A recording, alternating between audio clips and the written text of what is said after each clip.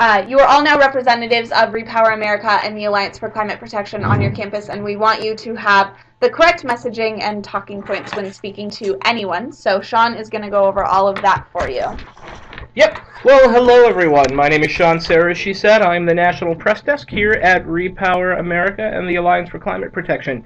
I'm going to go over earned media with you guys really quick, go into messaging, kind of how we talk about the issue and what's important to us as members of Repower America, and then end up talking about see, this is where I get it wrong, opposite editorials and letters to the editor. Alright, to start, earned media is one of the most important things an organization like ours can do. Now, there's two different types of media in the communications world. There's paid media, that's the campaign advertisements you see on television every day this time of year, and then there's earned media. That's media you literally go out and earn, whether it's getting people to come to a rally, writing letters to the editor, or op-eds. Earned media is critical, and one of the reasons it's so critical is because it is the second most read page of the newspaper. The opinion page is the second most read page of the newspaper, only behind, weirdly, obituaries, and it carries a lot of weight and credibility with politicians and opinion makers when they see regular folks from the community writing in, and they're so jazzed up about an issue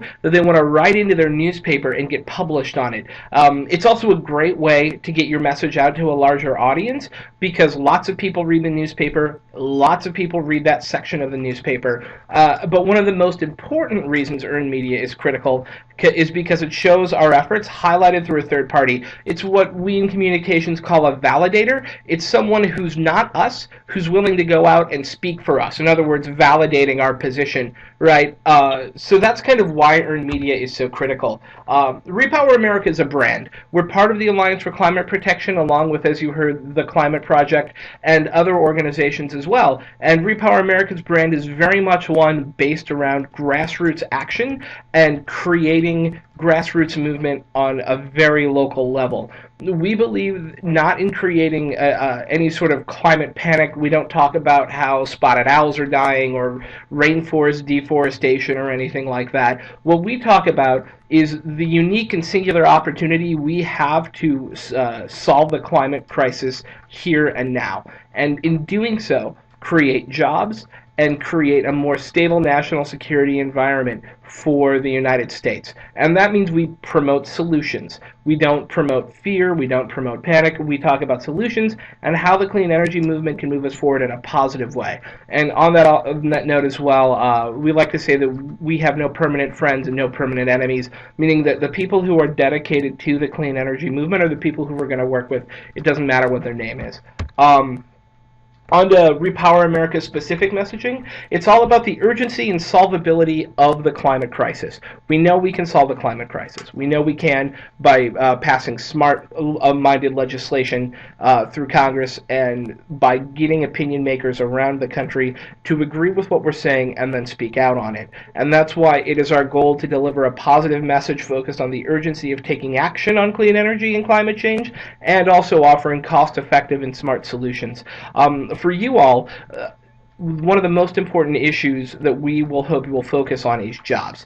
The transition to a clean energy economy will mean more good-paying jobs, less pollution, and a more secure future. But at this point in our economic recovery, jobs are the ingredient that's missing. A clean energy economy will bring those jobs back, and what's great is it'll bring those jobs back for you all, those of you about to graduate from college now.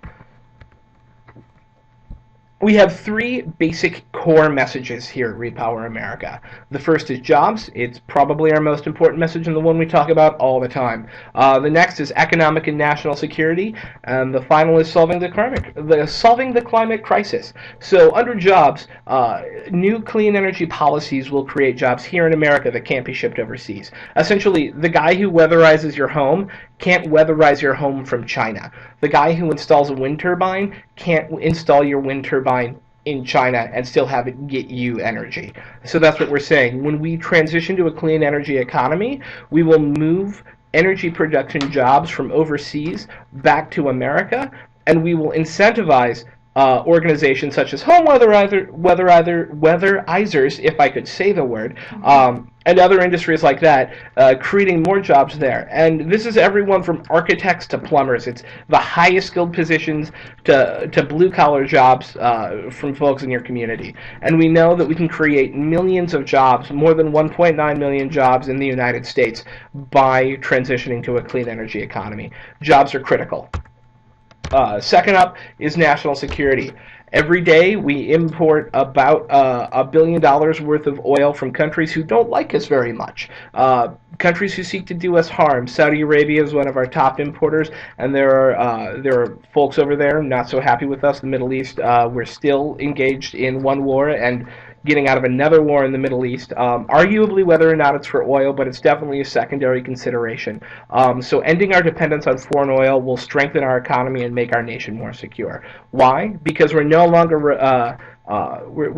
reliant on outside sources to power our cars, to bring energy into our homes, and that's why now is the time to put America back in control of its energy future. Next up, and last but not least, amongst our key messaging, is solving the climate crisis. The key message here is solving the climate crisis and reducing pollution will lead to a healthier planet for future generations as well as our own. We're the people who are going to have to deal with the long-term effects of the Gulf oil spill. We're the people who are going to have to deal with the long-term effects of Massey Energy destroying more than 500 mountains in Appalachia. This is a real problem, and when we transition to clean energy, and when we look at comprehensive policies that invest in clean energy, not only will it put us on a path towards solving the climate crisis, it will incentivize businesses that don't create environmental harm in the way that our current energy structure does. In other words, we create clean energy jobs, we clean up the environment. It's that simple. So, there's two levels of action you all are going to take when it comes to earned media and getting stuff published. The first is op-eds, which means opposite editorials.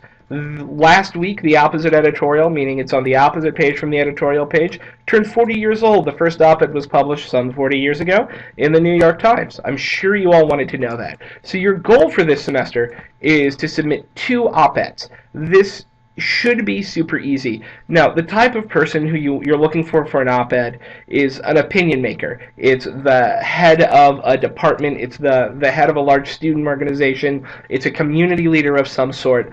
And we are going to be sending you templates for this. But op-eds are by opinion makers to get published. It's the only way they're going to get published.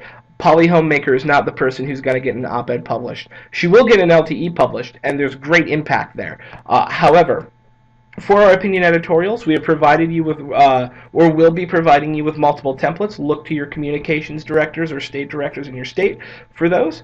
And what we should do when we're trying to get these published is we're looking to have them placed around the time of an event or an action. This is called a hook. So let's say you guys are having a jobs fair, middle of the semester or whatever, that you can go and talk to somebody at the jobs fair who maybe owns a local business and is looking to hire some people, get them to write an op-ed, and then have it be a direct link into the event happening on campus or wherever, and it's much more likely to get published that way.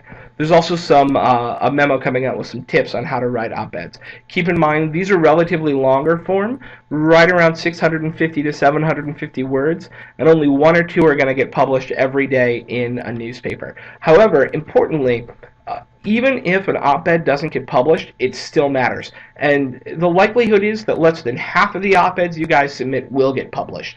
And it's even less for letters to the editor. But they're still critically important to get submitted, because when editors see them, they're more likely to editorialize positively on our issue. They're more likely to send their reporters out to cover these issues. And in the future, they're more likely to print op-eds and LTEs based on these issues because they see that people in the community care about it. Last but not least is letters to the editor. Letters to the editor can be written by anyone, anywhere, at any time. They are very much about a person's opinion on an issue. It's usually a single opinion, very much spoken from the heart, from personal experiences that they've noted every day. This is definitely not where you would have an expert write about the impact of increased carbon levels in the atmosphere or whatever, something highly technical that I can't even make up because I'm not a scientist. So, for this, you have 70 LTEs to submit per campus coordinator, and this is super easy.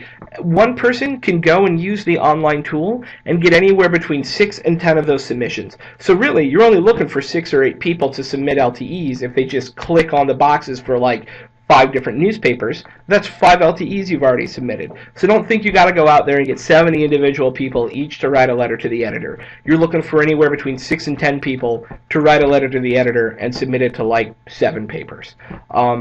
It's really easy to get people to write LTEs, especially if you're on a campus that has Wi-Fi everywhere. Bring your laptop with you, set up an LTE station, and just get them to sign off on it and click away. And if the people don't want to send it right then, you have information that you can send them, and we're giving you templates through your communications directors. And remember, always remember, even if you have a 0 in your LTE column, to always report your LTEs in your nightly reporting. There's going to be more on reporting in a minute. But that's the communications spiel in a nutshell. If you guys have any questions about communications, send them on up to your communications director through your campus coordinators, and we'll get them answered as fast as we can.